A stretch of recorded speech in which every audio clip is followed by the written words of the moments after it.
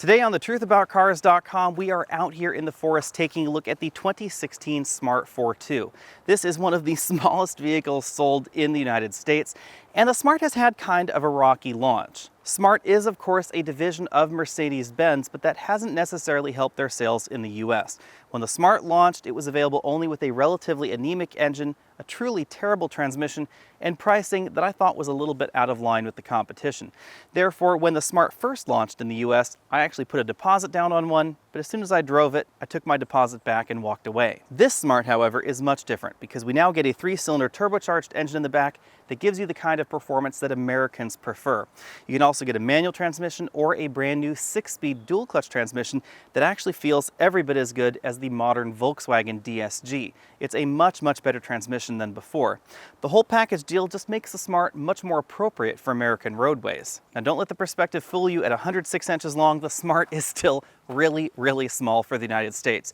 In fact, this overall car length is actually shorter than the wheelbase on my Jaguar there in the background. This is a very small car for the United States. However, that means that this is also very nimble for the US. This has an incredible turning radius. You could actually make a complete U-turn or a complete circle on your average American residential street. Well, there are cars parallel parked on both sides. This 0.9-liter engine is now turbocharged and it produces 89 horsepower and 100 pound-feet of torque. There is a 5-speed manual transmission now available in the United States, along with this new 6-speed dual-clutch automatic. The 6-speed dual-clutch gives you the best fuel economy at 36 miles per gallon combined. Front seat comfort is surprisingly good in the Smart, even for taller drivers.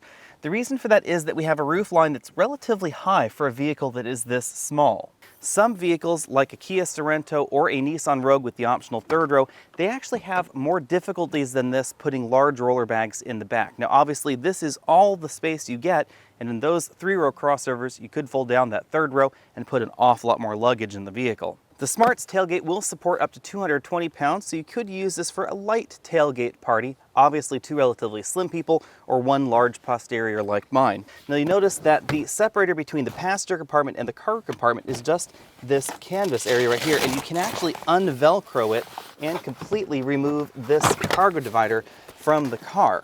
Now you may be wondering why you'd want to do that. The reason is because the front passenger seat actually folds almost completely flat, meaning that it is possible to put items that are about 6 feet long from the dashboard right there to the back of the car. Our model uses an awful lot of this orange fabric. It does have sort of a tennis shoe texture to it, as you can see right there.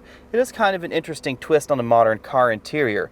The seat belts come out of the sides of the vehicle and they are retained by those clips right over there. Moving on over to the front doors, we have more of that orange fabric going on, and then we have a lot of hard touch plastics. Basically everything else you're seeing other than that orange section is a hard touch plastic. Speaker down there on the bottom with a small storage cubby. The dashboard is almost entirely this soft fabric as well. The air vents are these round modules that rotate around, rotate completely like that to close, and you can direct them in just about every direction. On the passenger side, we have this small storage shelf right up here where you can put a smartphone, a wallet, that sort of thing, and it is right above a relatively small glove compartment. It's just about as deep as that average letter right there. Below the climate control, we have 2 small cup holders. These were not able to accommodate large American-sized takeout drinks. Below that, we have our economy and sport mode for our transmission and the transmission gear selector right here. It's a Cobra head style shifter, all the way up for park, all the way down for drive, to the left for manual, up for up, and down for down. This is a small coin holder on this side. The trip computer is fairly basic. It cycles through our mileage right there, basic trip computer information, fuel economy, that sort of thing, instant fuel economy along with a time chart, coolant temperature, certain messages and service, display information, as well as vehicle settings. The tachometer and clock are in a separate module to the left of the driver, and this display rotates side to side for reasons that I don't quite understand. The Smart uses an almost 3-spoke steering wheel with a sort of split spoke at the bottom, actual sport grips right up here, and large thumb grips on either side. The voice command button on our model doesn't do anything because we don't have that particular option. Volume up and down. And then the cruise control buttons are sort of in these 2 pods on either side. On, off on this side, cancel, resume, set, up and down.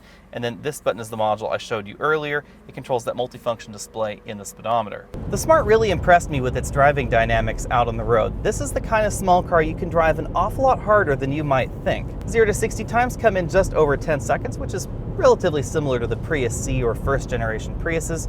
You really shouldn't expect too much more with under 90 horsepower. However, hill climbing is actually very easy to do thanks to the torque we get out of that turbocharged engine in the back. 100 pound-feet of torque is relatively good for this particular segment. That's actually about the same kind of torque you'll find in something like a Nissan Versa. The handling abilities of the Smart are also better than I thought they would be. This has kind of an interesting weight balance since we have the engine in the back, it is relatively light up front.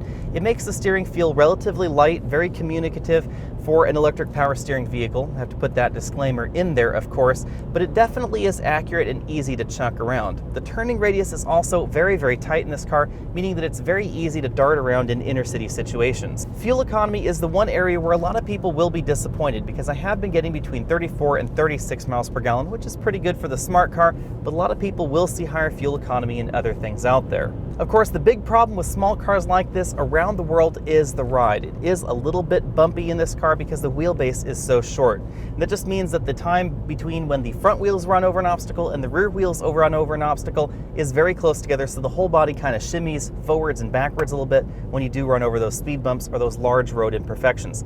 That's not a problem with the Smart per se because any small car in the world will have this same problem. The difference is that in the United States, we don't generally get cars that are this small. The cabin in the Smart is also a little bit louder than you might think because the engine is right back there next to my ear.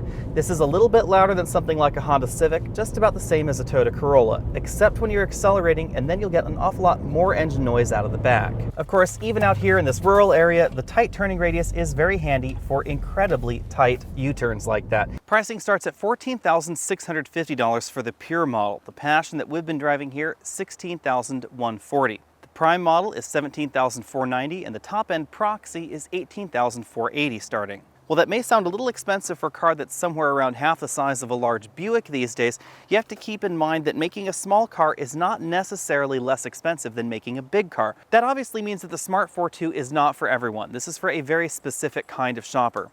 This is for that person who wants the ultra-tight turning radius, the length of the vehicle for those inner city parking situations, the overall ease of driving this in a big city. Of course, I live out here in the forest, so as it turns out, the Smart Fortwo is probably not the best fit for me. Now, 36 miles per gallon is actually very good for a car like this. You have to keep in mind again that the front end of this vehicle is very blunt because they're trying to keep the overall size very, very short. And that actually means that the coefficient of drag on something like this is not as good as certain other vehicles out there that are considerably longer. Now that said, however, I had no problem actually getting 36 miles per gallon out of the Smart car. The big thing there, of course, is that you will find better fuel economy in larger vehicles in the United States. Certain versions of Nissan's Versa and the Ford Fiesta, especially that SFE model, will get better fuel economy than this. This time around, the Smart and I have gotten off on a much better foot, and the Smart definitely is the kind of car that I could recommend if you're specifically looking for something this size. Again, the use case is very narrow here with the Smart. We only seat 2 on the inside. It is a very small vehicle with a very small cargo area, and the fuel economy is not as high as you'll find in compact Priuses, in the Versa, or even in certain versions of that Fiesta again. However, the last generation of the Smart had too many downsides for me. Its transmission was just way too rough, and I didn't really think that the interior was worth the price that you were paying for it. However, this version now has that quirky, trendy, European-styled interior. It also drives better than the outgoing model. The new turbocharged engine has an awful lot more power out on the road, and it's at a usable RPM band, so it really feels a lot peppier than the last generation. Even though this is no faster than a Toyota Prius C, it actually feels much peppier than that small Prius. And of course, this dual clutch transmission is finally worth driving because it's just about as good as your average dual clutch transmission out on the market, something that you'd find in a Kia Optima, Hyundai Sonata, your average Volkswagen product, etc. This is right there in the middle of the pack in terms of overall performance and overall feel. That's very different than the last generation of Smart because the last generation Smart in the United States, its transmission was truly terrible. I really disliked the way that thing shifted. So if you're looking for something small, compact, cheeky, and definitely out of the ordinary, put the Smart Fortwo on your shopping list. I'll see you next week.